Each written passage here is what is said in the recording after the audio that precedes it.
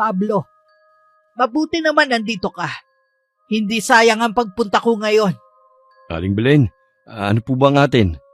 Nandito ako para kunin ang bangkan de motor mo. Ho? Bakit yung kukunin ng bangka ko? Hindi mo ba alam? Bago umalis ang asawa mo, humiram siya sa akin ng pera. Ang bangka mo ang ginawa niyang collateral sa akin. Tapos na ang araw ng palugit ko sa kanya. Kaya ako nandito para kunin ang bangka mo. Hindi ko po alam na umutang siya sa inyo ng pera. Wala naman po siya nababanggit sa akin eh. Wala akong pakialam kung alam mo o hindi. Basta kukunin ko na pag-usapan namin ni Marie. Nakikiusap naman po ako sa inyo. Huwag niyo naman po sanang kunin ang bangka ko. Pamana pa yan sa akin ng nasira akong ama. Ginagamit ko rin po yan sa paghahanap buhay eh. Kung kukunin niyo po yan sa akin, parang niyo na rin po akong nilumpo. Kung ayaw mong kunin ko sa iyo ang bangka mo, bayaran mo ngayon din ang inutang ng asawa mo. Wala pa po ako dito malaking halaga.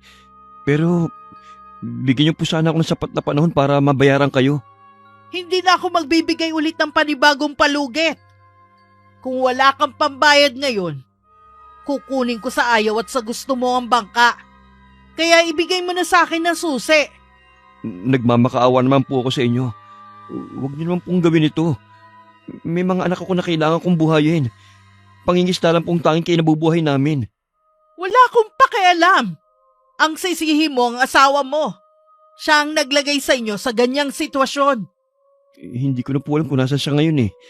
Kung ano na nangyari sa kanya. Hindi ko alam kung nagtatanga-tangahan ka lang ba. Alam natin kung saan posibleng pumunta ang asawa mo. Wala ring puso, no?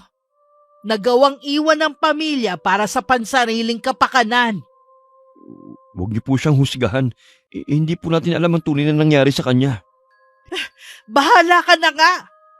Ibigay mo na sa akin ng susi nang makaalis na ako. Marami pa akong gagawin, masyado mo na akong inaabala. Hindi ko ibibigay sa inyong susi kahit na anong mangyari. Tingnan natin kung hanggang saan yan tigas mo. Jun, Anton, kayo na ang bahala sa lalaking yan. Kahit nakakaramdam ng takot ang Itay, hindi niya yun ipinakita sa dalawang lalaking may maskuladong pangangatawan. Dahil may edad na at may iniindang sakit, wala rin naman naging laban si tatay sa dalawang tauhan ni Aling Belen. Tinigilan lang siya sa panggugulpe nung dumami na ang mga taong nakikiusyoso. Pabayaan niyo na siya. Siguro naman, Pablo, magtatanda ka na. Maawa naman kayo. Maraming pamilyang magugutom kapag kinuha niyo ang bangka. Marami akong kasama na pumapalaot na mawawala ng hanap buhay.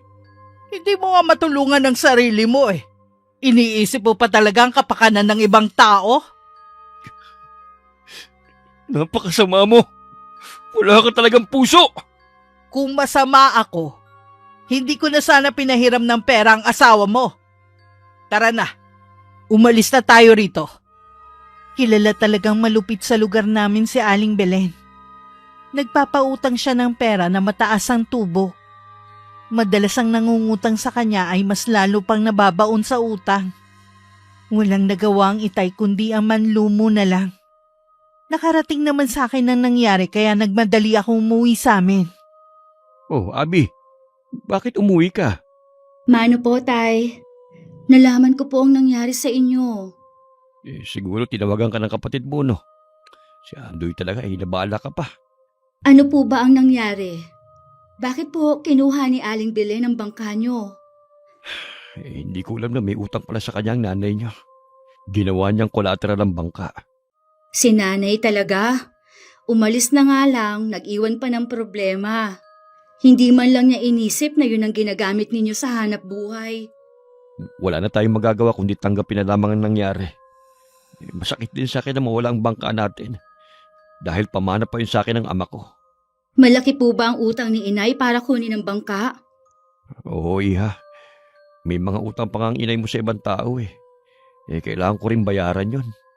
Saan ba dinadala ng inay ang perang inuutang niya? Hindi ko rin alam eh. Ayoko na mag-isip pa. Alam kong may ideya kayo. Ayaw niyo lang tanggapin ang katotohanan. Mas matatanggap ko pa siguro kung namatay na lang ang inay niyo eh. kaysa pakinggan yung sinasabi ng mga tao. Naiintindihan ko naman po kayo, Tay. Kahit ako, hirap tanggapin na iniwan tayo ng inay dahil hindi na niya kaya ang hirap sa piling ninyo. Mas pinili po niya na sumama sa ibang lalaki kaysa sa atin na pamilya niya. Huwag mo na ulit babangkitan ng tungkol sa bagay na yan, ha? Baka marinig ka ng mga kapatid mo. Kahit ano pang ginawa ng nanay nyo pa rin siya. Ayoko masirang imahe niya sa mga kapatid mo. Sa tingin niyo po ba, hindi pa nila naririnig sa ibang tao ang ginawa ni inay? Ang mahalaga hindi nang galing sa atin. Teka, bakit ang dami mong dalang damit? Magtatagal ka ba rito sa atin? Hindi na po ako aalis dito sa atin. Paano ang pag-aaral mo kung nandito ka? Tay, wala na po akong balak na magpatuloy sa pag-aaral. Ano ba yung sinasabi mo, Abi? Pinag-aaral kita para hindi ka matulad sa amin ng nanay mo. Tapos uuwi ka lang dito? Ano mangyayari sa buhay mo? Tay, tama na po. Alam kong hirap na kayo. Wala na kayong pagkukuhanan. Hindi ko po maa-attempt na nagugutom kayo dito ng mga kapatid ko dahil kailangan niyo po akong padalahan ng panggastos ko. Hindi ko po kaya na mabaon lalo kayo sa utang. Alam mo lahat gagawin ko para makapagtapos ka. Huwag mo nang intindihin ang magiging hirap ko. Kahit man lang sana para sa mga kapatid mo. Huwag mo na akong isipin. Sumuko na po tayo, Tay. Hindi naman po masamang mangarap pero huwag natin ipilit kung hindi talaga para sa atin. Anong gagawin mo ngayon? Tutulungan ko po kayo sa paghahanap buhay. Patawarin mo ako, anak, kung binigo kita. Kayo na mga kapatid mo. Wala akong kwentang ama. Hindi po yan totoo. Kayo po ang pinakamabuting ama para sa amin. Magsusumikap pa rin ako kahit wala na tayong bangkang pangisda. Naghahanap na ako ng trabahong pwede kong pasukan. Malakas pa rin naman ang katawan ko eh. Siguro naman meron pang tatanggap sa akin. Maghahanap na rin po ako ng trabaho para makatulong sa gastusin dito sa bahay. Kapag po sama-sama at nagtutulungan tayo, malalampasan po natin ito.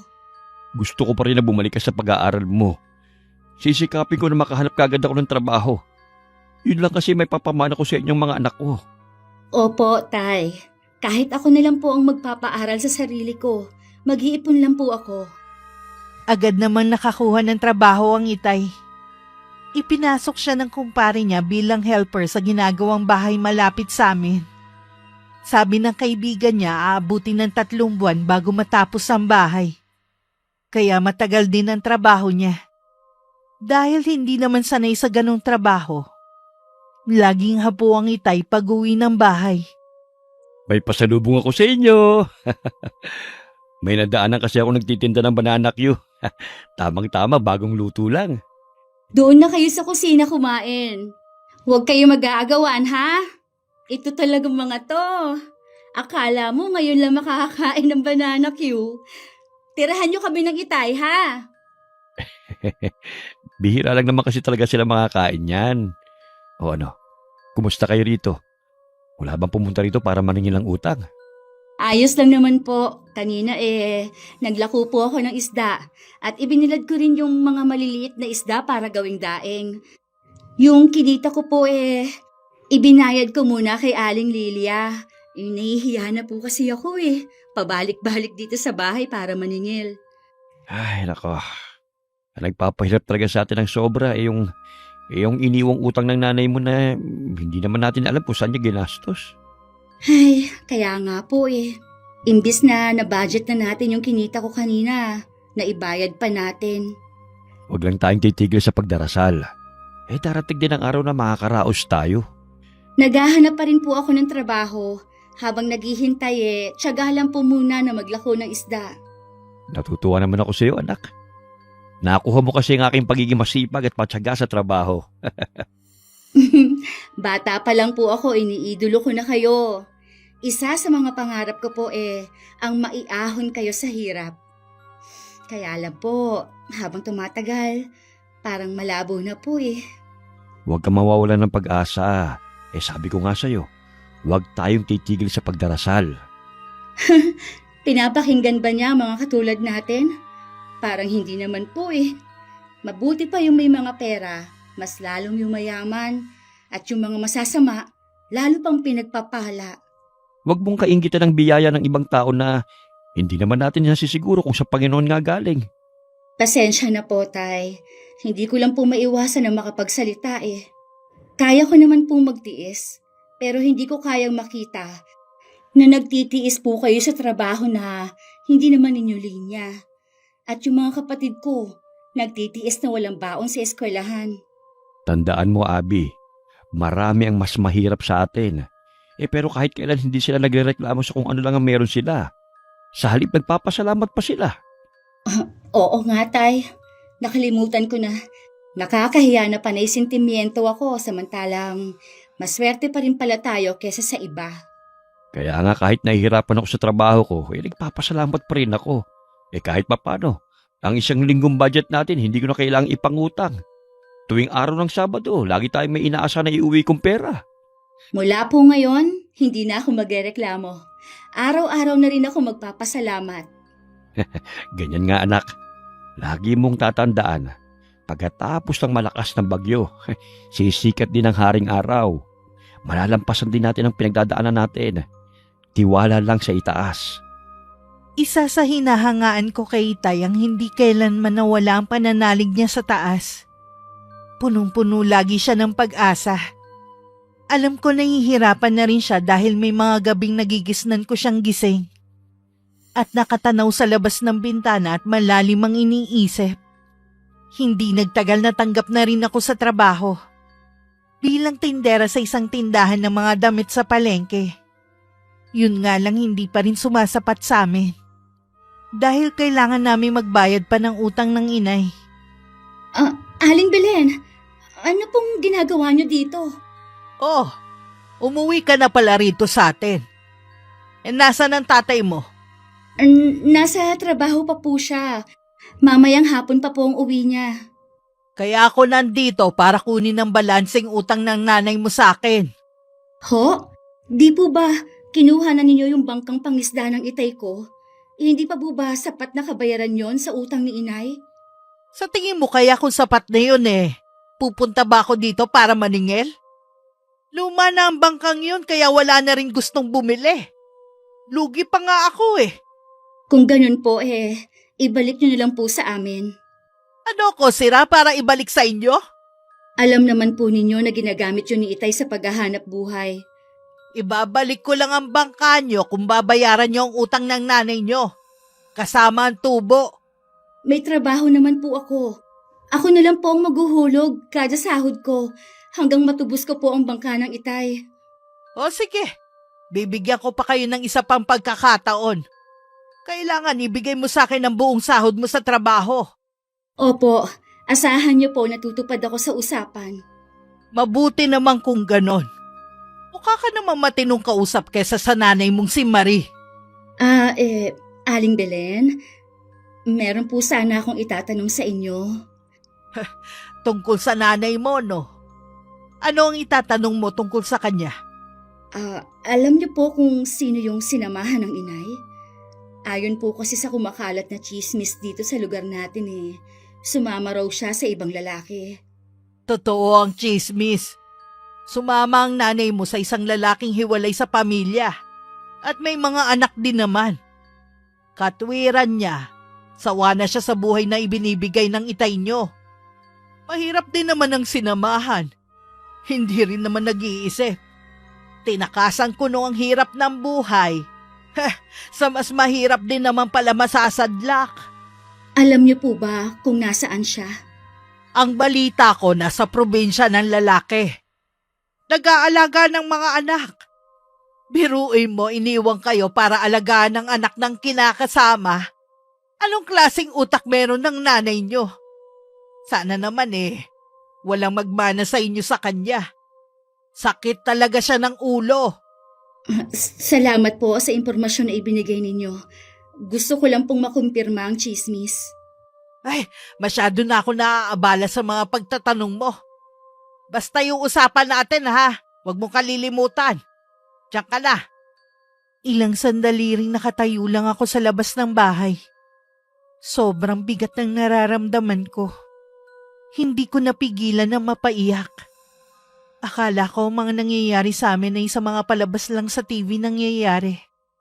Noon ko lang napagtanto na pwede rin pala sa totoong buhay. Iiwan ng ina ang pamilya niya at sasama sa ibang lalaki. Tay, nanggaling pala dito si Aling Belen. Ha? Ano daw ang sadya niya? Sinisingil niya po yung balanse ng inay. Balanse? Kinuha niya na yung bangka natin ah. Ano pang balanseng sinasabi niya? Sinabi ko nga po yun. Ang paliwanag po niya, hindi daw po sapat sa utang ng inay. Nakoy, wala na siya makukuha sa atin ni piso. Ninakawan niya tayo ng pangkabuhayan tapos pupunta pa rin siya rito para maningil? Huwag niyo na pong intindihin si Aling Belen. Ako na po ang kausap niya. May usapan na po kami na ako po ang magbabayad sa utang ng inay kasama tubo. Basta ibalik niya lang ang bangka ninyo. Baka naman ikaw ang mahirapan. Hayaan mo lang ang bangka na yun. Hindi ko po pwedeng pabayaan na lang ang bangka na yon na mas matanda pa sa akin. Yun na lang po ang tanging alaala mula kay Lolo. Hindi mo naman kasi obligasyon ng pagbabayad ng utang eh. Obligasyon ko na rin yon bilang anak ninyo. Wag na po natin pagtalunan yan. Ikaw ang bahala anak. Magsabi ka lang kung nahihirapan ka na ha. Basta po para sa inyo, lahat po kakayanin ko. Hindi man ako pinalad sa nanay niyo. Napakaswerte ko naman sa mga anak. Tay, meron pa po pala kaming pinag-usapan ni Aling Belen. Ano pa na pag-usapan niyo? Tungkol po kay inay.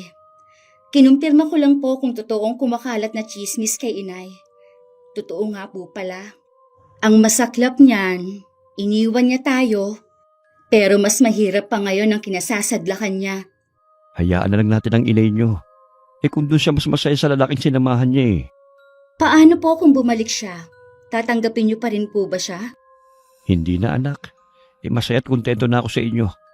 Yun ang mahalaga. Natuwa naman ako sa naging sagot ni Itay. Kahit kasi nung kasama pa namin ng inay, hindi siya maasikaso sa amin ng mga kapatid ko. Sarili lang niya ang lagi niyang iniintindi. Kaya siguro hindi ganun kaapektado ang mga kapatid ko sa pagkawala niya. Kahit nasa mahirap kaming sitwasyon ngayon, ang lagi kong dalangin sa araw-araw na wala naman sana sa amin na magkasakit. Pero hindi yata talaga dinidinig ang mga dasal ko. Nagmamadali akong pumunta sa ospital ng araw na yun. Dahil na aksidente ang Itay sa trabaho niya. Itay! Ano po nangyari sa inyo, ha? Bakit po mag-isa kayo dito? Nasaan ang doktor? Huminahon ka anak. Ayos na ako. Natignan na ako ng doktor kanina. Bakit mag-isa nga lang po kayo? Hindi man lang ba kayo sinamahan ng mga katrabaho nyo? Kaalis lang ng kumpare ko na nagdala sa akin dito. Nang masiguro na nasa maayos na ang kalagayan ko. Susubukan din daw niyang humingi ng tulong sa amo namin.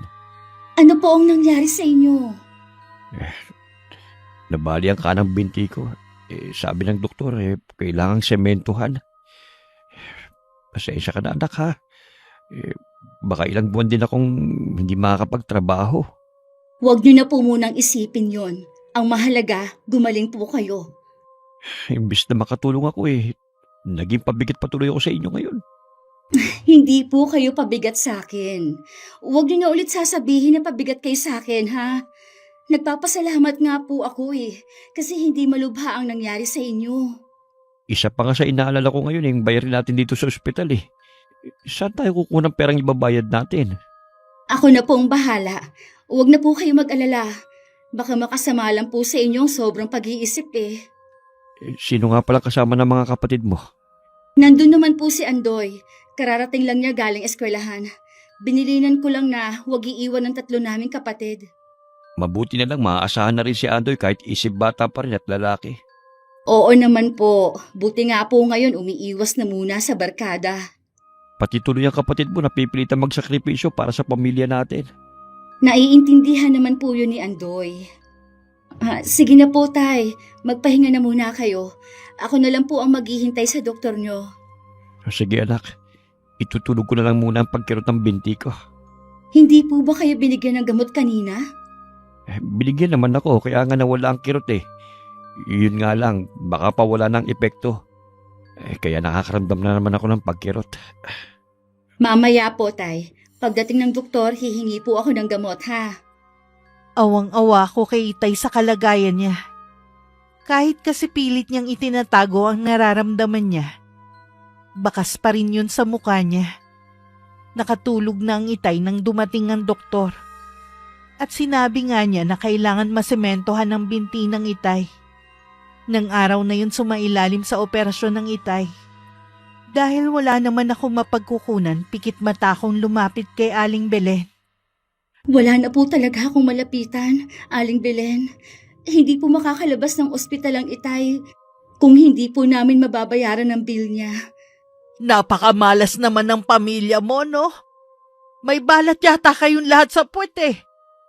Paano? May utang pa nga kayo sa akin tapos mangungutang na naman kayo? Hindi ko naman po gusto mangutang ulit sa inyo. Wala lang po talaga kaming malapitan. Gas-gas na yung mga linya na yan. Pare-pareho lang kayo ng mga dialogue ng mga lumalapit sa akin para mangutang. Kung kinakailangan po naluluhod ako sa inyo, pautangin niyo lang po ako. Kahit lumuhod ka dyan na tumiyak ng dugo, hindi kita pa uutangin hanggat hindi mo nababayaran ng utang nyo. Maawa na po kayo, Aling Belen. Lahat po ng sabihin ninyo gagawin ko po. Ang kulit mo rin, iha, no?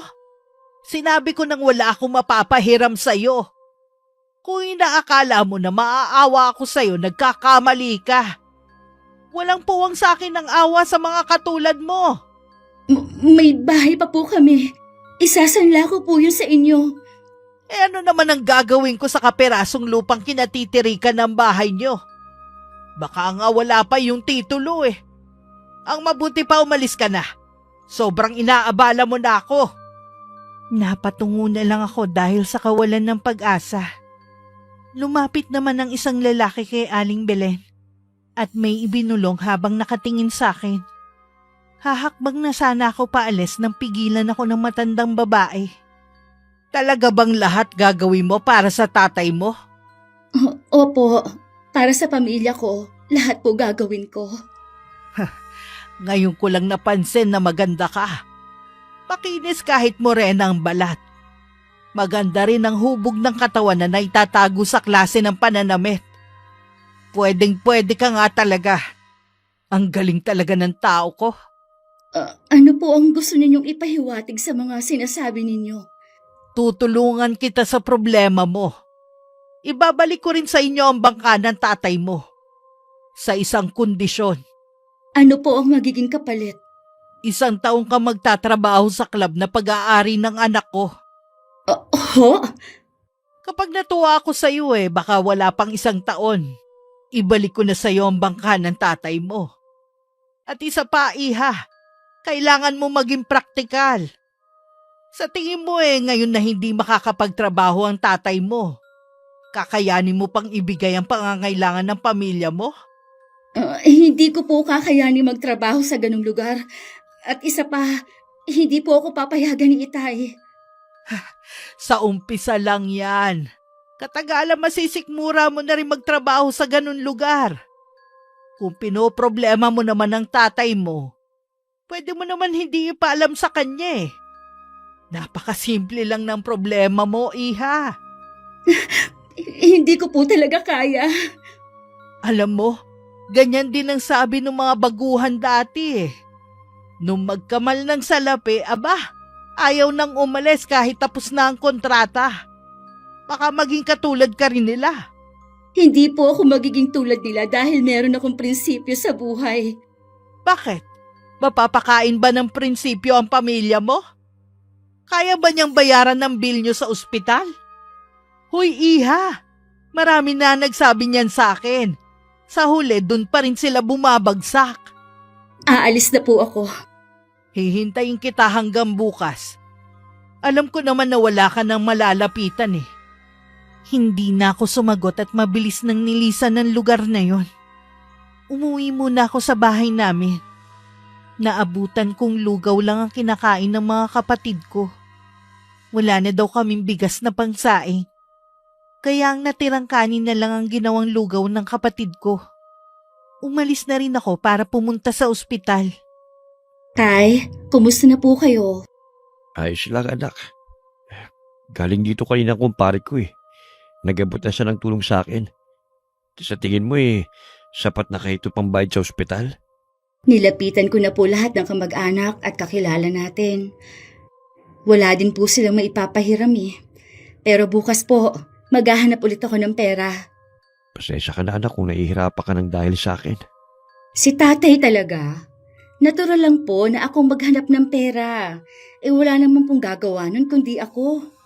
Kung hindi nga lang sana ako na-aksidente, wala sana tayong ganitong problema. Sabi niyo nga po, pagsubok lang ito sa atin. Malalampasan din po natin ito. Wala akong ibang dasal kundi ang malampasan natin ang mga problema natin. Ganon din po ako, tay. Bukas po may kakausapin po akong tao na pwedeng makatulong sa atin. Huwag mong sabihin na si Aling Belen ang tinutukoy mo. Hanggat maaari sana anak ayokong lalapit ka pa sa taong yun. Marami ako nadidinig sa kanya na hindi maganda eh.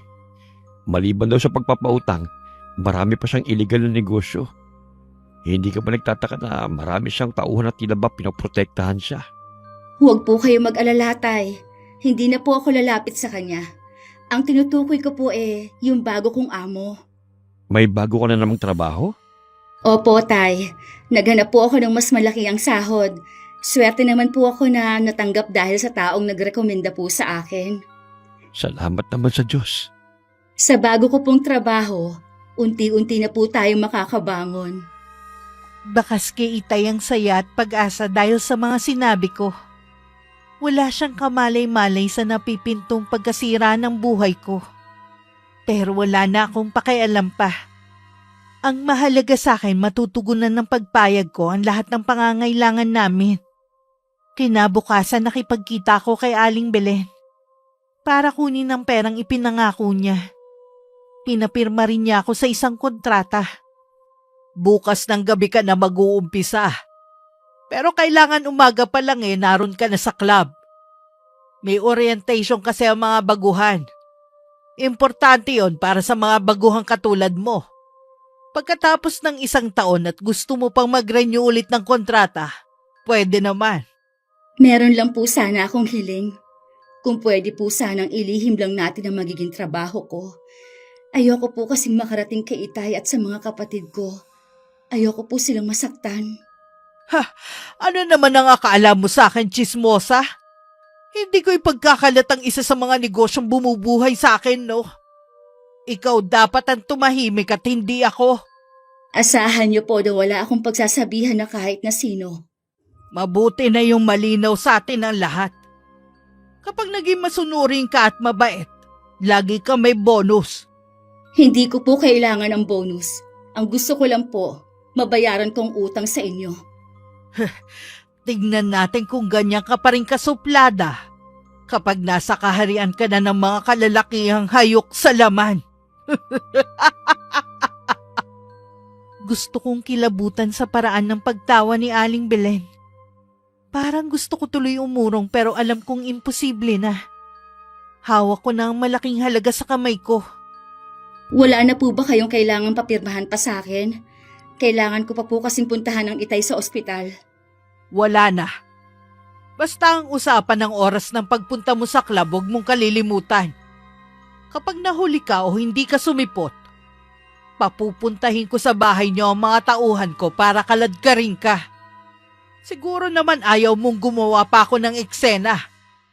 Tutupad po ako sa usapan. Huwag po kayong pupunta sa bahay. Mabuti na yung malinaw sa'yo kung anong kaya kong gawin. Opo, alam ko po yun. Masayang-masaya ang Itay nang makauwi kami ng bahay. Dapat kasi nung 1 araw pa siya nakalabas kung meron na kaming pambayad. Hinintay ko lang na mapag-isa kami ng Itay bago ko siya kinausap.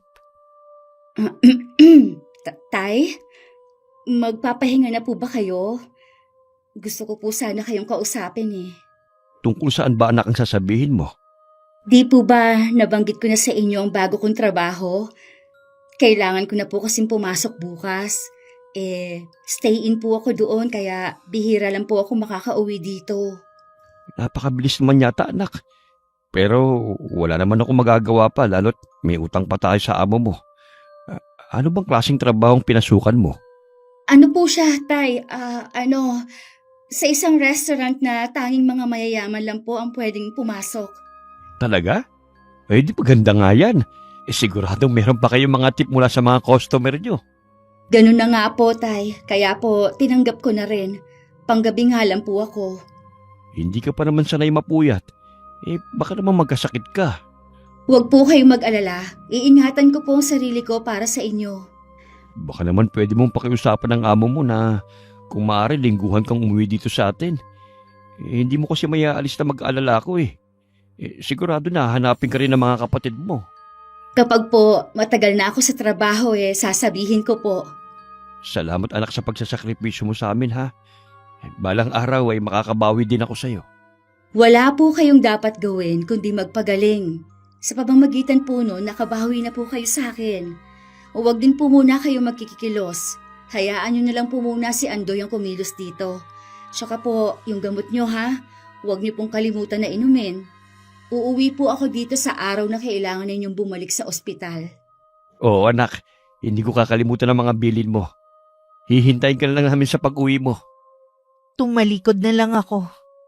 At nagkunwari na inaayos ang mga gamot na nakalagay sa lamisita. Baka kasi hindi ko mapigilan ng mapabulalas ng iyak. Mahalata pa ni Itay na meron akong tinatago. Kinabukasan walang pasok nun sa eskwelahan. Ipinagluto ko muna sila ng almusal. Pinainom ng gamot ang Itay at binilinan ko rin ng mga kapatid ko sa dapat nilang gawin habang wala ako. Nag-iwan din ako ng panggastos na ikinagulat ng Itay dahil may kalakihan yun. Pero wala na akong oras magpaliwanag pa dahil kailangan ko nang umalis. Ay sa wakas dumating ka rin. Kanina pa ako naghihintay sa'yo. Ikaw si Abby, tama? Opo. Ako si Lourdes. Ako namamahala sa mga babae dito. Tawag nila sa akin Mami Des. Yun na lang din ang itawag mo sa akin. Tama nga si boss, maganda ka at bata pa. Napakaamo pa ng mukha na parang laging iiyak. Mula ngayon, Angel na ang itatawag ko sa'yo habang nandito ka. Nakatingin lang ako kay Mami Des. Naghihintay sa iba pa niyang sasabihin. Pinipigilan ko rin na huwag mapaiyak sa harap niya. Lumapit pa siya sa akin at sinipat ang figura at hinawakan ng mahaba kong buhok. Ay, para namang hindi nasasayaran ng shampoo ang buhok mo. Papakulayan natin ang buhok mo para naman magkaroon ng buhay. Ako na rin ang pipili ng damit at makeup mo. Oh, bakit parang maiiyak ka na dyan? Kinakabahan lang po ako. Alam ko na labag sa loob mo ang pagpunta mo dito. Dala marahil ng pangangailangan kaya ka kumapit na sa patalim.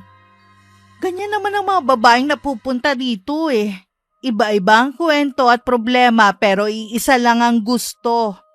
Ang magkapera at mabayaran ng utang kay boss. Ang tinutukoy niyo po bang boss ay si Aling Belen? Oo, siya nga. Akala mo ba pagpapautang lang ng pera ang negosyo niya? Marami siyang negosyo katulad nito. Kapag nabayaran ko siya, aalis din ako dito. Maraming beses ko na yan narinig sa mga pumapasok dito. Hanggang ngayon, yung mga nagsabi no, nandito pa rin. Huwag ka muna magsalita ng tapos, no? Hindi ko talaga gusto mapunta dito, kaya lang wala lang akong mapagpilian. Ang drama naman. Ang mabuti pa, aayusan na lang kita. Tara sa magiging kwarto mo. Nasaan po ang iba? Kapag ganitong araw, wala kang makikita ng mga kasama mo at mga tulog ang mga yun. Mamaya, bago mag-umpisa ang unang gabi mo, ipapakilala kita sa kanila. Huwag kang mag-alala, mababait ang mga kasama mo. Sabi ni Mami Des, sa lugar na yun may sariling batas na sinusunod. Maging mabait at masunurin lang daw ako, magiging maganda ang buhay ko.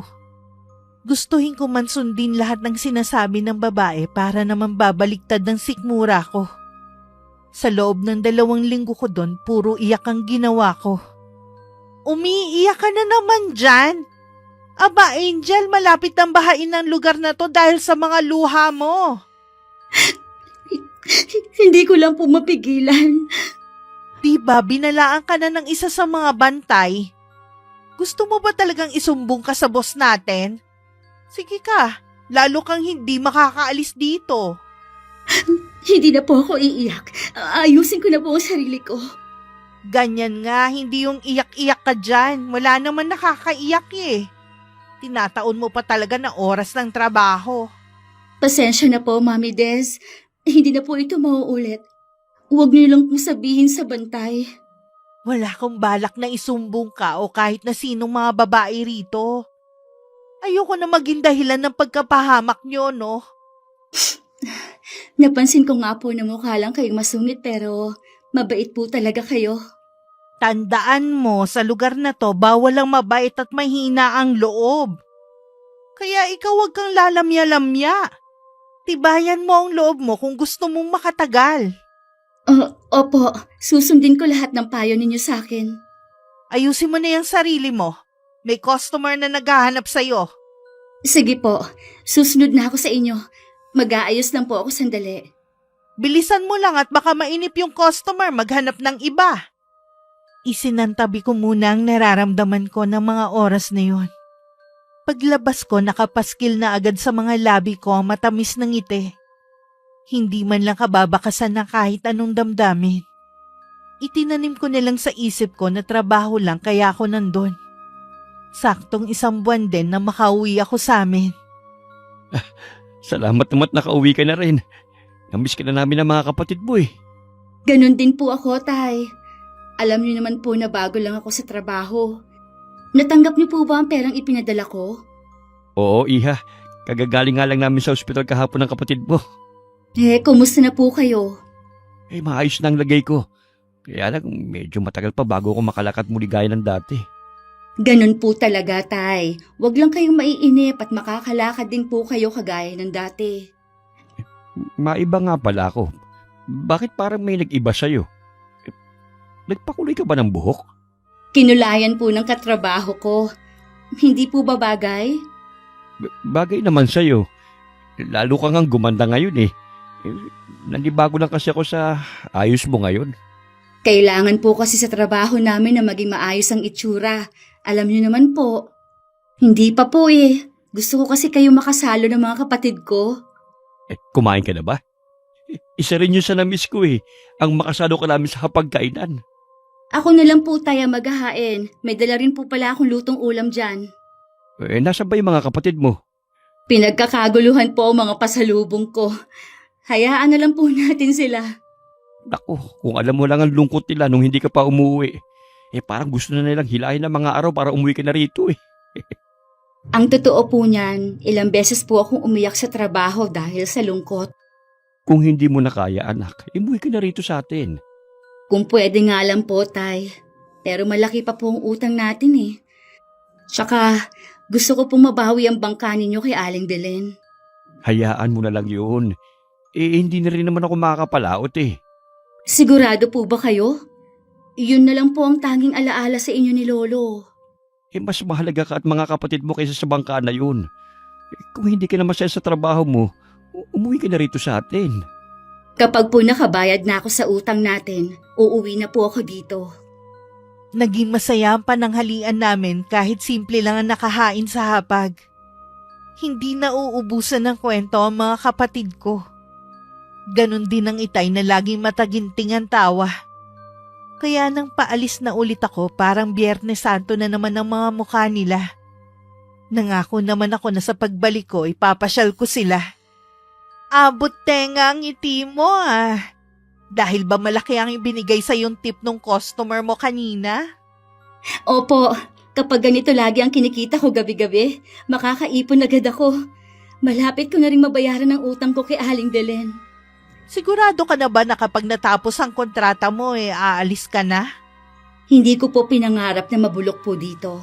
Tsaka, natatakot ako na malaman ng pamilya kong totoo kong trabaho.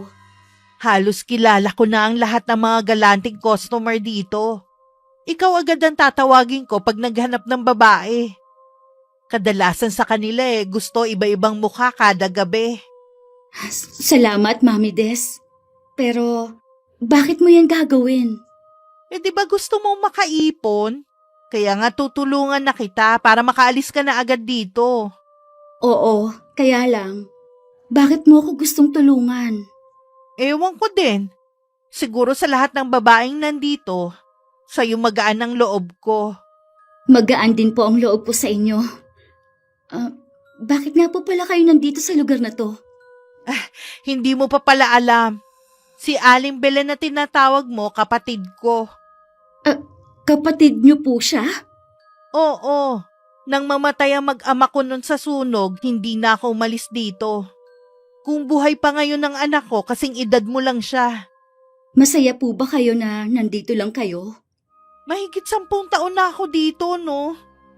Wala rin naman akong ibang pupuntahan eh. Simple lang po ang buhay namin ng pamilya ko. Kung gusto niyo po na sumama sa akin, ikatutuwa ko po yun. Kapag po kasi naiisip ko na may iiwan ko kayo dito, nalulungkot po ako. Matagal pa matatapos ang kontrata mo dito. Tsaka ko na pag-iisipan ang sinabi mo. Seryoso po ako sa sinasabi ko. Ang mabuti pa lumabas ka na. Tsaka na tayo mag-usap. Nauna nang lumabas si Mami Des. Naiwan naman ako para mag-ayos ng konti. Tuwing tinitingnan ko ang sarili ko sa salamin, pakiwari ko ibang tao ang tinitingnan ko. Mabigat pa rin sa loob ko ang naroon sa lugar na yun. Pero unti-unti na rin akong nasasanay. Lalo na mas maluwag na sa akin ang may-ari ng club na anak ni Aling Belen. Lagi na kasi ako nakakauwi sa amin. Mabuti namat lingguhan na ang uwi mo, anak. May tiwala na po kasi sa akin ng boss. Ang ibig ko pong sabihin ilang buwan na rin po akong nagtatrabaho sa kanila. Alam mo ba, nagtataka ang mga taga rito sa trabaho mo eh. Mukha daw kasing malaki ang kita eh. Merong ang gusto magpapasok sa'yo eh. Matutulungan mo ba, anak? Kapag po nangangailangan po sila ng bagong waitress. Sasabihin ko na lang kay Ludeng. Anak niya kasi yung gusto mag-apply. Bakit naman po nasabi ng ibang tao na parang maganda po ang trabaho ko? Paano kasi nakikita nila ang pagbabago ng buhay natin. Yung mga kapatid mo nakakapagsuot na ng mga bagong damit. Nakakakain ng masarap kahit wala akong trabaho. Dahil yun sa'yo, anak. Napakaswerte talaga namin sa'yo. Alam naman po ninyo na lahat gagawin ko para sa inyo. Anak, hindi na ako maiyang sabihin sa'yo ito ha. Kung pwede lang naman. Ano po ba yung gusto ninyong sabihin? Baka meron kang naitatabing pera. Gusto ko kasi magtinda-tinda rito sa harapan ng bahay natin eh. Maliban kasi sa naiinip ako, gusto ko rin sanang kumita para kahit papano maramdaman ko naman na may silbi pa rin ako. Yun lang po pala Bibigyan ko po kayo ng pampuhunan para sa maliit na negosyong gusto po ninyong ilagay sa harap ng bahay natin. Maraming salamat, anak. Hindi ko sasayangin ang perang ibibigay mo. Wala po yun, Tay. Basta kung saan po kayo magiging masaya, susuportahan ko kayo palagi. Nagkaroon na ako ng pangamba na baka matuklasan na ng itay ang trabaho ko. Kaya lalo ako nagpursige na mabayaran ng utang ko at makapag-ipon. Ayoko kasing mabaliwala ang pagsasakripisyong ginawa ko. Nang pumasok ako sa ganong karuming trabaho. Mula nang pumasok ako doon, puro matatanda na ang nagiging customer ko. Bukod tanging si Philip lang ang bata at gwapo pa. Galante rin siya. Sino yung customer mo kanina? Si Philip po yun, bago kong customer. Ang gwapo po niya, no? Pamilyar siya sa akin eh. Siya yung naging customer namin dati 10 taon na ang nakakalipas. Nakakapagtaka lang na hindi siya tumanda Sigurado po ba kayo? Baka naman po kamukha lang niya. 30 pa lang daw po siya Hindi ako pwedeng magkamali dahil pareho lang sila ng pangalan at edad nun. Baka naman po nagkataon lang. Imposible naman po yata na sa loob ng 10 taon hindi man lang po siya tumanda kung iisang tao nga lang sila. Siguro nga pero iba ang kutob ko sa kanya Ang mabuti pa, kapag bumalik siya, wag mo na lang siyang harapin. Kaya lang malaki po siya magbigay ng tips sa akin Sayang naman po. Nag-aalala lang naman ako sa'yo eh. Baka mamaya masamang tao ang lalaking yun. Huwag po kayo mag-alala. Mag-iingat po ako sa kanya. Marami ka naman regular customer eh. Sila na lang ang samahan mo. Sa ilang buwan ko po dito, ngayon lang ako nagkaroon ng bata at gwapong customer. At sana naman po huwag pa yung maging kontrabida sa akin. Nag-aalala lang naman ako sa'yo. Ayoko mapahamak ka. Salamat po, Mami Des, pero wala pong masamang mangyayari sa akin. Sa dami ng mga bantay sa paligid, ano po ang magagawa ng taong yun? Basta, mag-iingat ka pa rin. Bihira lang akong kutuban ng ganito. Madalas nagkakatotoo. Opo, huwag po kayo mag-alala. Lagi po ako nag-iingat. Kahit anong paalala ni Mami Des sa akin, masinunod ko pa rin ang gusto ko. Halos gabi-gabing nasa club si Philip. Minsan may dala siyang pasalubong sa akin. Nagtaka ko dahil nasa Tupperware ang mga yon.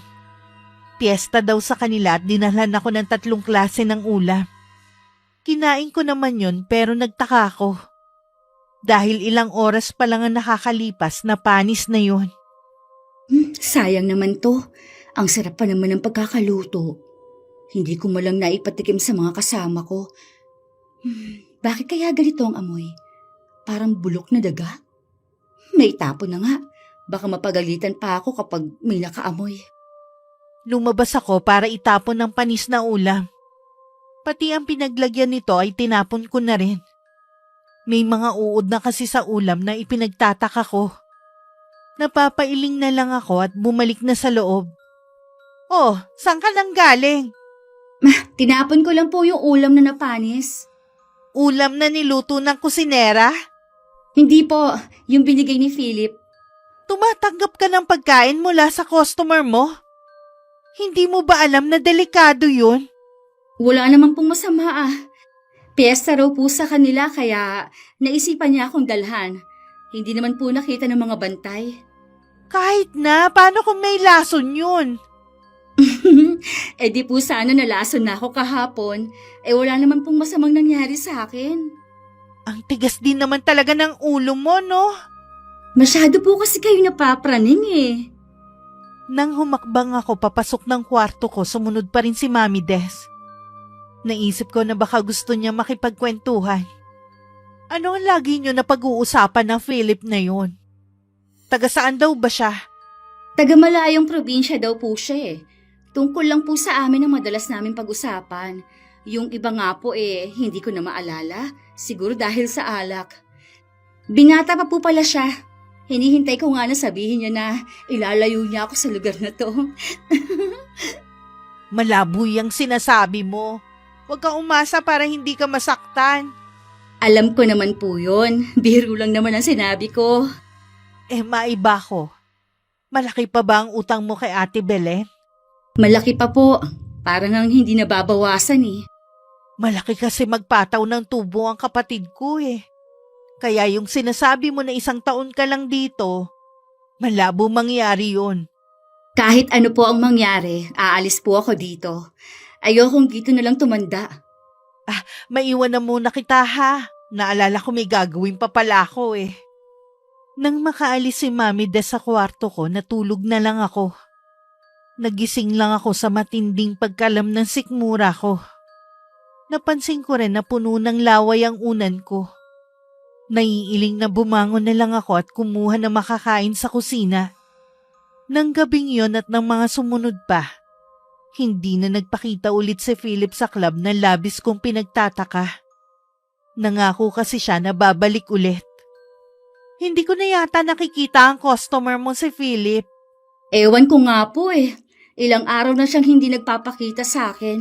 Baka nga hindi na siya magpakita pa Ganun naman talaga, di ba? Sino ba naman ang seseryoso sa mga katulad ko? Meron pa naman siguro. Yun nga lang iilan na lang sila. Bakit ka nga pala maagang gumising ngayon? Ngayon po kasi ang uwi ko sa pamilya ko. Inaayos ko na po ang mga pasalubong na iuuwi ko sa kanila. Maswerte ka dahil meron kang inuuwian na pamilya. Ang ibang babae dito Tinakwil na ng kanilang pamilya. dahil ikinahiya ang klase ng trabaho nila. Yun po ang kinatatakutan ko. Ang malaman ng itay ang trabaho ko. Baka itakwil din nila ako. Ikaw ang masigit na nakakakilala sa tatay mo. Sabi mo nga mahal na mahal kayong magkakapatid. Kung sakali man na matuklasan niya ang paglilihim mo, masasaktan siya, pero hindi ka niya magagawang talikuran. Tama po kayo. Hindi magagawa ng itay na itakwil ako. Hiling ko na sana makaalis ka na sa lugar na to sa lalong madaling panahon. Mangyayari lang po yan, oras na makabayad na ako kay Aling Belen. Habang naglalakad ako papasok sa amin, napansin ko na kakaiba ang titig sa akin ng mga kapitbahay namin. Tila may halong mali siya sa mga kalalakihan at panlilibak naman sa mga kababaihan. Bigla tuloy akong kinabahan. Lalo na nang pagdating sa bahay, hindi ako sinalubong ng mga kapatid ko. Galit din ang tingin sa akin ng itay. Nang aabutin ko na ang kamay niya para magmano, isang sampal lang ibinigay niya sa akin. Tay? Bakit po? Nagtatanong ka pa? Sa tingin mo kayo may tatago mo sa amin ng matagaling trabaho mo? Alam niyo na po. Oo! Ipinagmamalaki pa naman kita sa mga taga rito. Yung para sa patay hindi ka nagtatrabaho? Ganun na ba kababa ang tingin mo sa sarili mo? Para pumasok ko sa ganung klaseng trabaho? Napilitan lang naman po ako na gawin ang bagay na yun dahil kailangan natin ng pera eh. Hindi ko po matiis na makita kayong nahihirapan at nagugutom ang mga kapatid ko. Maraming paraan. Hindi lang yung ginagawa mo. Kung alam niyo lang po na ginawa ko ng lahat. Pero ito lang po talagang nag-iisang paraan na naiisip ko. Patawarin niyo po ako, itay. Mas nanaisip ko pang makulong dahil sa utang at gutom. Kaysa isadlak mo ang sarili mo sa maruming trabaho. Kayo, tay. Pero paano mga kapatid ko? Matitiis niyo ba sila na nagugutom? Hindi makapasok sa eskwelahan? Akala ko po ba mahalaga sa inyong makatapos ng pag-aaral para hindi matulad sa inyo? Hindi mo kailangang isakripisyo ang sarili mo. Kahit mahirap tayo, may prinsipyo pa rin tayo. Hindi naman po makakain ang sinasabi ninyo eh. Malapit ang mundo sa mga tulad natin. Kaya nga marami ang kumakapit sa patalim eh. Anong klaseng katwiran yan? Ganyan ka ba namin pinalaki, ha? Hindi po, tay. Pero sana po unawain niyo naman ang ginawa ko. Hindi lang po ito sa akin lang. Kung talagang iniisip mo kami ng mga kapatid mo, sana inisip mo ang ibibigay mo sa aming kahihiyan. Alam mo bang wala na kaming mukhang maiharap sa mga tao sa labas? Bakit ko po iintindihin ang sasabihin nila? Nung gipit po tayo at hindi kayo makalabas sa ospital, isa po sila sa nilapitan ko para humingi ng tulong. Ni isa sa kanila, walang nag-abot ng tulong. Kaya wala po akong pakialam sa kanila. Mula ngayon, hindi ka na babalik sa trabaho mo. Hindi po maaari, tay. Malaki pa ang utang ko kay Aling Belen. Wala akong pakialam. Basta hindi ka na babalik doon. Kung hindi ko po tatapusin ang kontrata ko, baka kung ano po ang gawin niya sa atin. Haharapin ko si Aling Belen. Hindi ako papayag na pati kayong mga anak ko ay isadlak niya sa paggawa niya ng mga immoral na gawain. Magbabayad din siya sa ginawa niya sa'yo. Tay, alam niyo kung anong kayang gawin ni Aling Belen. Ayoko po na mapahamak kayo. Huwag mo kong intindihin. Basta sumunod ka lang. Hindi ka na babalik pa ron. Ilang araw na akong hindi kinikibo ng itay. Alam ko may galit pa rin siya sa akin. Nagkukulong na lang ako sa kwarto naming magkakapatid. Hindi na rin ako lumalabas ng bahay dahil palagi ako nakakarinig ng hindi magagandang salita sa mga kapitbahay. Hindi rin maganda ang pakiramdam ko. Lagi akong balisa at walang ganang kumain.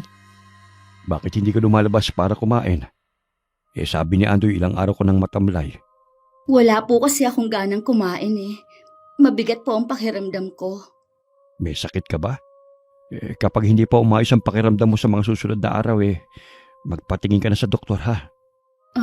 Opo, Tay. Tingin ko naman po mawawala din to. Pilitin mo rin kumain. Uutusan ko si Ando na dalhan ka ng pagkain dito. Tay, salamat po. At sorry po sa nagawa ko. Walang dapat sisihin sa ginawa mo kundi ako. Itinulak kita para gumawa ng masama. Ako dapat ang humingi ng kapatawaran sa iyo, anak. Buong buhay niyo po naging mabuti kayong ama sa amin. Hindi niyo naman kasalanan kung naaksidente kayo at nawalan ng trabaho. Malakas na naman ako eh. Kaya ko na maghanap ng trabaho. Paano po ang pagtitinda ninyo? Bakasyon na naman eh. Si Ando na lang muna ang magbabantay. Tutulungan ko na lang po si Andoy. Ikaw ang bahala, anak. Lalabas na muna ako, ha? Hindi pa rin bumuti ang pakiramdam ko kahit nagpatingin na ako sa doktor. Hindi ko rin inaasahan ang pagdalaw sa akin ni Mami Des. Pinapunta ka ba nila dito? Huwag mo na silang intindihin. Wala na silang pakialam sa'yo, no? Ha? Hindi ko po maintindihan. Malaki pa ang utang ko kay Aling Belen. Binayaran ko na ang utang mo kasama ang tubo. Bakit po ninyo ginawa yun? Dahil alam ko na gustong-gusto mo nang umalis sa lugar na yun. Kaya ginawan ko na rin ng paraan. Nag-aalala nga ako dahil hindi na ako nakabalik pa. Baka bigla na lang sumugod dito ang mga bantay. Pag uwi ko kasi, alam na po ni na tatay ang trabaho ko. Hindi ko alam kung paano nila nalaman pero hindi na rin naman mahalaga. Pwede ka na magbagong buhay kasama ng pamilya mo. Papaano ko po ba kayo mapapasalamatan sa ginawa ninyo? Hindi ako humihingi ng kapalit sa ginawa ko, no? Huwag mo sayangin ang ibinigay sa'yo na pagkakataon. Maswerte ka kaysa sa iba mong kasama na may pamilya nga, hindi naman sila tanggap. Nakikita ko ang pagmamahal ng tatay mo sa'yo. Mahal na mahal po talaga kami ng itay. Sinisisi nga po niya ang sarili niya dahil sa ginawa ko. Maiba nga pala ako, bakit parang namumutla ka? Mula po nang dumating ako, masama ng pakiramdam ko. Nagpatingin na nga po ako sa doktor pero wala naman daw akong sakit. Hindi ako doktor pero unang tingin ko pa lang sa'yo alam kong may sakit ka. Sa inyo ko lang po ito sasabihin. Ayoko po kasi mag-alala ang itay at ang mga kapatid ko. May nangyayari kasi sa akin na kakaiba. Ang hirap ipaliwanag eh. Sabihin mo, baka matulungan kita. Tuwing gabi, lagi na lang po akong nagigising na basa ng pawis at gutom na gutom. Hindi rin mapawi ang gutom ko kahit maya't maya ang kain ko. Para bang meron akong hinahanap na pagkain. Nung isang gabi, para ako mababaliw sa gutom kaya lumabas ako. Yung alagang manok ng kapitbahay namin. Hindi ko sinasadyang binalian ng leeg at kinagat pa sa leeg. Nababaliw na kaya ako? Hindi ka nababaliw. May nangyari lang sa'yo na hindi mo alam. May hinala ako sa kung ano nangyayari sa'yo pero kailangan pa rin nating makasiguro. Kailangan mo magpatingin sa isang albularyo. Ano po kaya ang posibleng nangyari sa akin? May palagay ako na baka nayanggaw ka. Ano? Hindi ba isa yung uri ng aswang? Pero paano ako nahawaan? Baka dahil kay Philip. Nung pa kasi sinasabi ko na sa'yo na iwasan mo siya Alam mo bang walang nakakakilala sa kanya? Tulungan niyo po ako. Ayoko maging aswang. Gagawa tayo ng paraan. Huwag kang matakot. Lakasan mo ang loob mo. Ipinagtapat ko rin kay Itay ang nangyayari sa akin. Natatakot na kasi ako sa pwede kong magawa sa kanila oras na sinumpong na naman ako. Walang dapat sisihin sa nangyari sa'yo kundi si Aling Belen. Kung hindi ka niya pinasok sa ganong trabaho, hindi mangyayari sa'yo yan. Hayop siya. Magbabayad siya ng mahal sa akin. Tay, ayoko pong maging ganap na aswang. Ayokong kumain ng laman ng tao. Huwag ka nang umiyak, anak. May kakilala ko na mahusay na albularyo. Hihingi tayo ng tulong sa kanya. Kayang-kaya kanyang pagalingin. Hindi na po ako makatulog sa kaiisip sa problema ko. Kailangan lamang nating lumayo para Hindi malaman ng mga taga rito ang nangyayari sa'yo, anak. Mainit ka pa rin kasi sa kanila hanggang ngayon. Bakit ba ganun na lang nila ako husgahan? Wala naman akong ginagawang masama sa kanila. Ganun talaga ang mga taga rito, anak. Mahilig manghusga. Nakakala mo kalilinis na hindi nakakagawa ng kasalanan. Dahil sa isang pagkakamali na hindi ko naman ginusto talaga, ito ang naging bunga. Huwag ka mawawala ng pag-asa, anak. Gagaling ka rin. May awa ang Panginoon. Lumipat nga kami ng bahay. Kahit anong pilit ng mga taga samin kung anong dahilan ng pag-alis namin, nanatiling tikom ang bibig ng Itay. Nasa liblib na bahagi na ang lumang bahay at malayo din sa karamihan. Tanging si Mami Des lang ang nakakaalam sa lugar na yun. Mabuti naman, gising ka na. Mami Des, kailan ka pa dumating? Kaninang umaga lang. Naabutan ko pa ang Itay mo. Sabi nga niya, lagi ka daw tulog ng tulog. Kapag sa gabi naman gising na gising ako. Kinakadena nga ng Itay ang mga paa at kamay ko. Hindi na kasi kaya ng lubid lang. Konting tiis na lang, gagaling ka na rin. Sinundo na ng Itay mo ang manggagamot. Ang mga kapatid ko pala. Pinaglaro ko muna sa labas, sabi ko wag lang lalayo. Pati kasi sila natatakot na sa akin Hindi ko naman sila masisi. Babalik din sa dati ang lahat. May gusto ka bang kainin? Sa gabi lang po ako nakakaramdam ng gutom. Sana dumating na ang Itay at ang albularyo. Hindi ko na po talaga kaya ang nararamdaman ko. Malapit nang dumilim nang dumating ang Itay at si Mang Baste. Hindi ko alam kung anong meron sa matandang albularyo.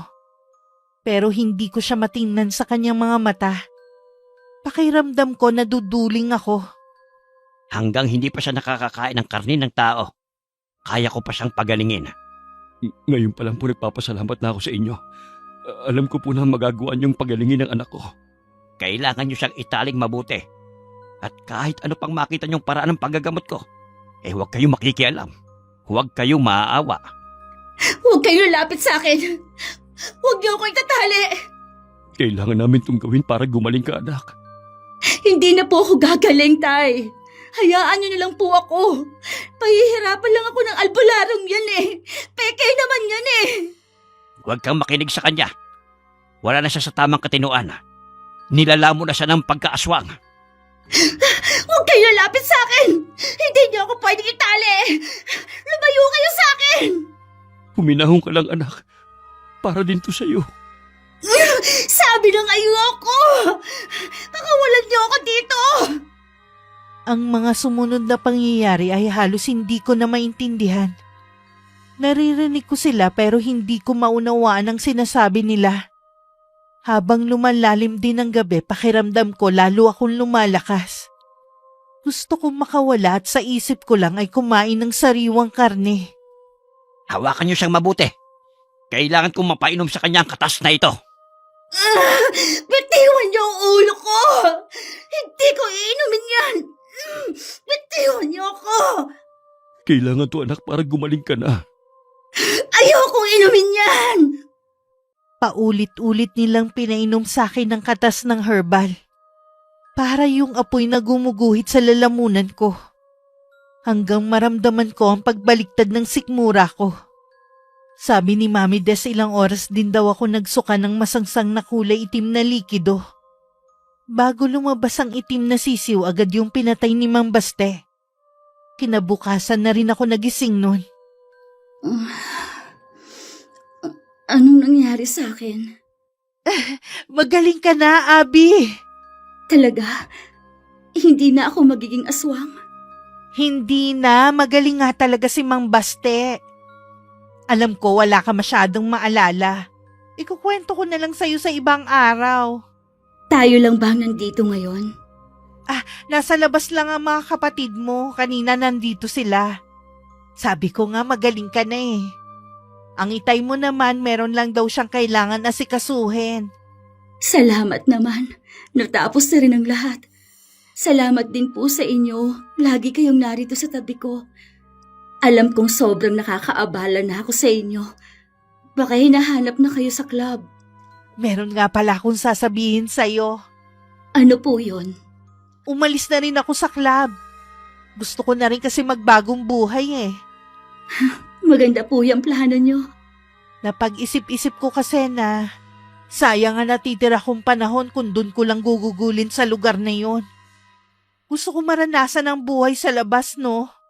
Yan po ang pinakatama ninyong desisyon na ginawa. Hindi lang po doon iikot ang buhay ninyo. Sa ibang lugar na lang namin ulit piniling manirahan. Malayo sa mga taong nakakakilala sa amin. Ang bahay namin kalapit lang sa bahay ni Mami Des. Nag-alaga na lang siya ng mga aso para may makasama siya. Tumanggi rin kasi siyang pumisan sa amin. Marahil natatakot siyang malaman ng itay na kapatid siya ni Aling Belen. Kaya mo ba ako ipinahanap dahil may sakit ka? Hindi lang basta sakit ang meron ako, Lourdes. Malala na ang karamdaman ko. Alam ko na hindi na rin ako magtatagal. Bakit hindi ka nagpapatingin sa doktor? Aanhin mo ang pera mo kung hindi mo rin gagamitin sa ganitong pagkakataon. Ginawa ko na yan. Kung kani-kaninong magagaling na doktor na ako lumapit pero hindi pa rin ako gumagaling-galing sa lecheng sakit na to. Hindi nga nila matukoy kung ano ba ang sakit na dumapo sa akin eh. Basta na lang lumaki ang tiyan ko. Pakiramdam ko merong hayop sa loob ko. Kinakain niya lahat ng pumapasok sa tiyan ko. Ngayon na hindi na ako makakain. Laman loob ko naman ang kinakain niya. Baka dahil sa hallucination kaya mo yan naiisip. Totoo ang sinasabi ko sa iyo. Maniwala ka. Kahit dumito ka pa kapag namatay ako, merong lalabas sa tiyan ko. Kung totoo yan, di sana nakita na ng mga doktor. Hindi talaga nila ito makikita dahil hindi basta sakit ang dumapo sa akin kundi sumpa. Hindi ko akalain na sa tagal ko nang nabuhay sa mundo, ito lang palang tatapos sa akin. Anong ibig mong sabihin? May taong kumakalaban sa akin. Pinabarang niya ako. Sino naman kaya? Wala na akong oras para isipin pa kung sino. Sa dami na nagawang ko ng masama, hindi ko na alam. Kaya mo ba ako pinatawag para magpaalam? Oo. At gusto ko rin ibigay ang perang nararapat sa iyo. Sa loob ng ilang taon, naging tapat at mabuti ka naman sa akin. Alam ko na hindi mo gusto ang ginagawa ko pero ni minsan, hindi ka kumontra. Kaya nga lumayo na ako dahil hindi ko na masikmura ang ginagawa mo eh. Kapag nawala na ako tsaka ka magbagong buhay, ang kinakatakutan ko ay sa isang barang lang pala matatapos ang buhay ko. Hindi muna umuwi si Mami Des. Binantayan niya muna ang kapatid hanggang malagutan to ng hininga. Sa ilang araw na pagbabantay niya, nakita niya ang matinding paghihirap ng kapatid. Ilang beses din nitong binanggit na tapusin na nila ang kanyang buhay. Nakita rin niya ang pagkabulok ng katawan ng kapatid hanggang sa pagsambulat ng tiyan nito. Mula doon lumabas ang isang malaking sawa. Palaisipan sa kanila kung paano yun nakapasok sa tiyan nito. Bakit ilang araw po kayong hindi umuwi sa bahay nyo? Galing ako kay Ate Belen. Wala na siya. Kahapon namin hinatid sa huling hantungan niya. Hindi ko alam na may sakit pala siya. Kahit may edad na kasi siya, mukha naman siyang malakas. Wala naman talaga siyang sakit eh. Namatay siya dahil sa barang. Sa dami ng ginawa niya ng masama, mahirap nang malaman kung sino sa kanila ang may kagagawan o nag-utos na gantihan siya. Matindi ang naging balik sa kanya ng mga ginawa niya. Siya nga pala. Kung gusto mo ulit bumalik sa pag-aaral ako na ang bahala. Bakit niyo po ginagawa ang kabutihan na ito? Wala na rin naman akong pamilya Mabuti nang gastusin sa mabuti ang pera ko. Hindi ko naman ito madadala kapag namatay ako Tatanawin ko pong malaking utang na loob ito. Ako nga may utang na loob sa'yo dahil binago mo ang pananaw ko sa buhay. Ngayon lang ulit ako naging masaya. Lingid sa amin, narinig pala ng Itay ang pinag-uusapan namin. Nasa may pintuan na siya nang marinig niya nag-uusap kami ni Mami Des tungkol sa kapatid niya. Napansin ko na ilang araw nang laging malalim ang iniisip ng Itay. Kaya nang magkaroon ng pagkakataon, kinausap ko na siya. Di po ba dapat masaya na tayo ngayon dahil tapos na ang problema natin? Masaya naman ako. Lalo't makakapag-aral ka na ulit. Bakit po parang may problema pa rin kayo? Meron lang kasi akong iniisip eh. Hindi ko kasi alam kung tama ba ang ginawa ko o nadala lamang ako sa matinding galit ko. May ginawa po kayong masama? Gusto kong ipagtapat sa ito, anak. Baka sakaling gumanang bigat sa dibdib ko. Ako kasi nagpabarang kay Aling Belen. Kayo po? Bakit niyo naman po ginawa yun? Gusto kong gumanti dahil sa ginawa niya sa iyo eh. Nabulag ako sa matinding galit ko sa kanya sa lahat ng mga ginawa niya. Ngayong nalaman ko na namatay siya sa pinakamatinding paraan nakakaramdam naman ako ng sundot ng konsensya. Hindi na po natin maibabalik pa ang nakaraan. Ang importante po ay pinagsisisihan na ninyo ang ginawa ninyo. May mga gabi na hindi pa rin ako patulugin dahil sa ginawa ko. Tamang-tama po, linggo bukas. Dumalo po tayo sa misa. Nasisiguro ko po na gagaan ang pakiramdam ninyo. Sige anak, salamat at hindi ka nagalit sa akin. Hindi ko na ulit gagawin ang ginawa ko. Sa kasalukuyan, nakatapos na ako ng pag-aaral at may magandang trabaho. Salamat kay Mami Des na nagpaaral sa akin. Ako na rin ang nagpapaaral sa mga kapatid ko. Sa isang taon, balak kong mag-abroad para mas malaki ang kitain ko. Wala na rin kaming naging balita kay Inay. Wala na akong galit sa kanya. At ipinagdarasal ko na sana nasa maayos siyang kalagayan. Pangako ko sa sarili ko na lalo ko pang pagbubutihin ang trabaho ko. Para sa mga mahal ko sa buhay. Wakas. Okay, shoutout po tayo.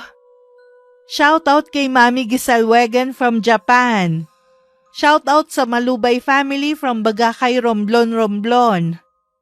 Hi kay Estela Cabral da Silva from Switzerland and Portugal. Shoutout sa buong Cabral family from Lemery, Batangas, Canada and Switzerland. Hi kay Emma de la Cruz from Bacoor, Cavite. Hi kay Shane May from Quezon City. Hi kay Lito Estolano. Hello kay Wideline Moring from Pampanga. Shoutout sa Colongon family. Shoutout sa Cabanya family and Cabrido family from Cagayan.